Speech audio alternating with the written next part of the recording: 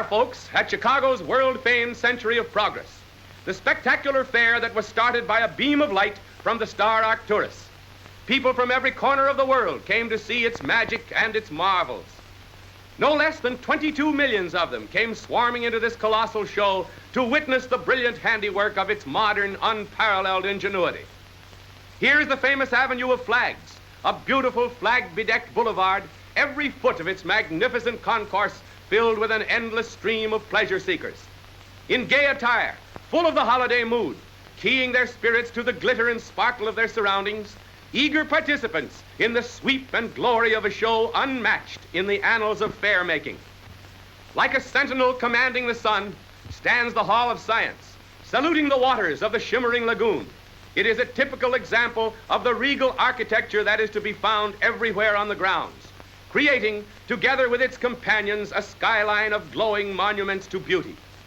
Look at this dazzling performance of architectural effort, a symphony in steel and stone and glass, a tribute to structural perfection.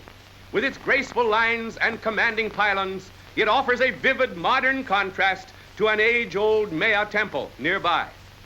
These majestic records of artistic achievement are to be seen everywhere. Visitors flock by the millions to drink in their glories.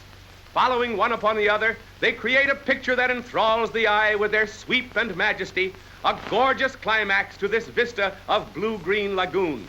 Seen from the deck of a launch or across the rippling waters, this group makes an unforgettable impression.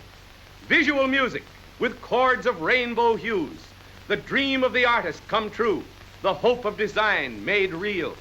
Mingling with the brisk tone of modern America, we find, too, the spice and flavor of the foreign. From Europe and the Orient come resplendent roofs of gold, exotic reminders of different times and civilizations, adding their individual touches to the scintillant pageant that has made the World's Fair such a unique adventure. Once it was Ferris wheel, but today it's the towering sky ride that offers the major thrill of the fair. These towers rise into the sky to the dizzy altitude of 628 feet. And what a view visitors got from the windows of these rocket riders. Traveling across the lagoon, one saw far below the fairgrounds in a molten glow of brilliance. Blues and reds and greens and yellows, all fused into a blazing kaleidoscope of color. Truly a fairyland of light. And now back to Earth. Here we once more are on one of the main avenues of the fair, amid that never-ending tide of humanity pounding along in search of excitement.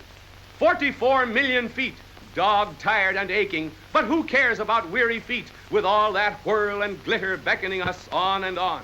To pause before this map-covered dome, the back view of the exhibit, 1,000,000 years ago. Let's go round front and take a look. Here's King Kong himself and two of his gentle playmates entertaining the Midway crowds. But this is only one of the countless bizarre and fascinating displays that made the Midway a perpetual Mardi Gras of frolic.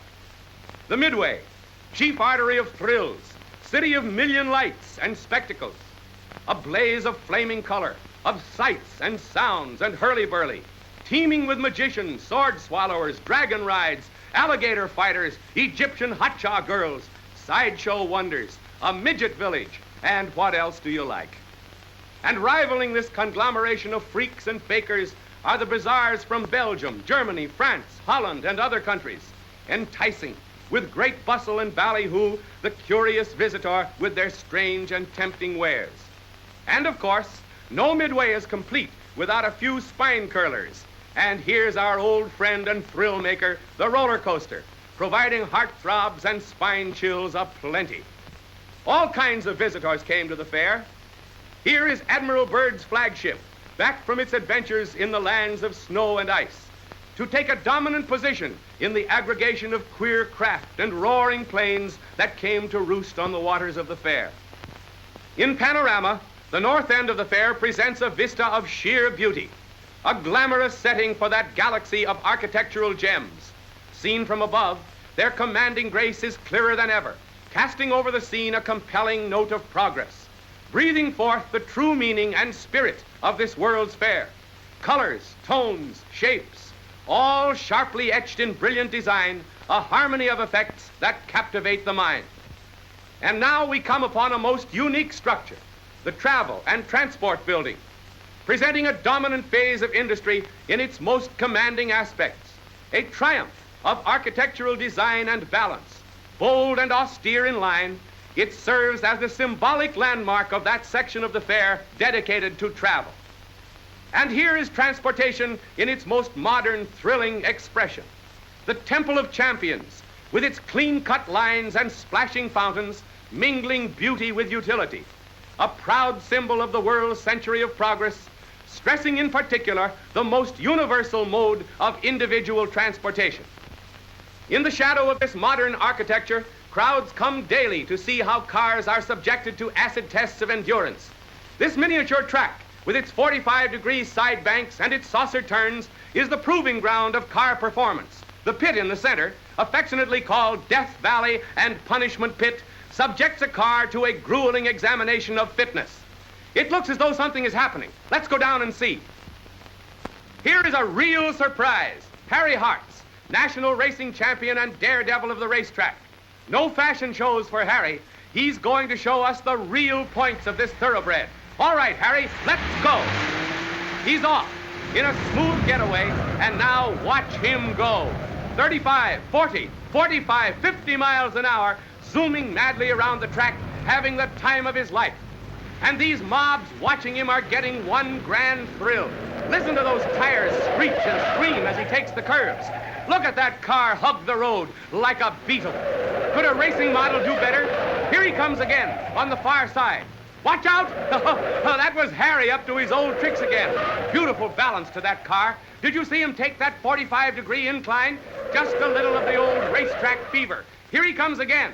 And again he takes that thrilling tilt. I'll say that car has balance. I can see now why she was chosen the winner. And now watch Harry come down the ramp at full speed. Here he comes. Solly, what performance! He must be awfully confident of that car he's driving. And now he's away again, burning up the track with smooth, unadulterated power. Here he comes down the ramp. What's up, Harry? Oh, a trick. Stopping in the middle of a hill. He must have perfect brakes to get away with that. Now do it at full speed, Harry. And there he tears, hell-bent for horseplay. Up, down, stop. Nice work, Harry. No swerve, pitch, or brake throw. Those brakes must be good.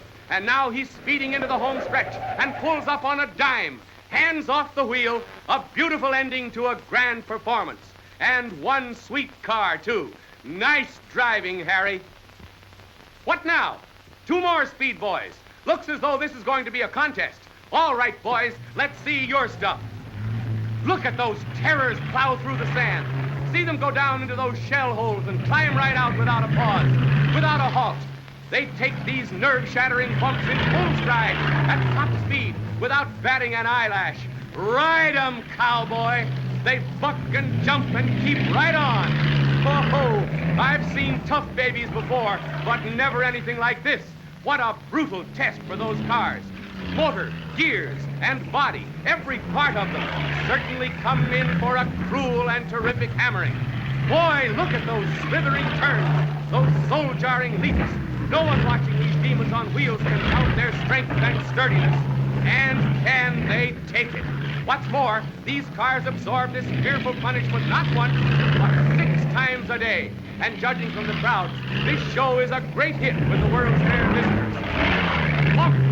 Bang! Crash! Look at this one tear along. Look out!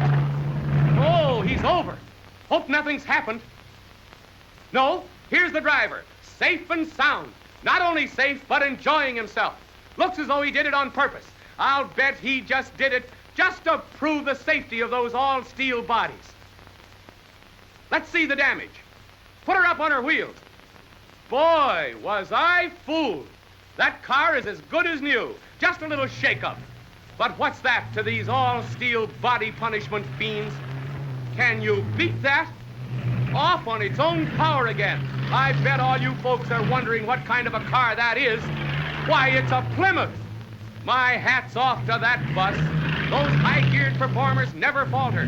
They are the actors in a show that must go on, which does go on, not once or twice, but 6 full times a day, every single day, week after week, month after month. And with the tenacity of real champions, they keep right on, unmindful of the exhausting effects of the most thorough test ever devised, thus exemplifying real achievement, real progress in motor car safety and construction. Let's give those drivers and those sturdy cars a great big hand.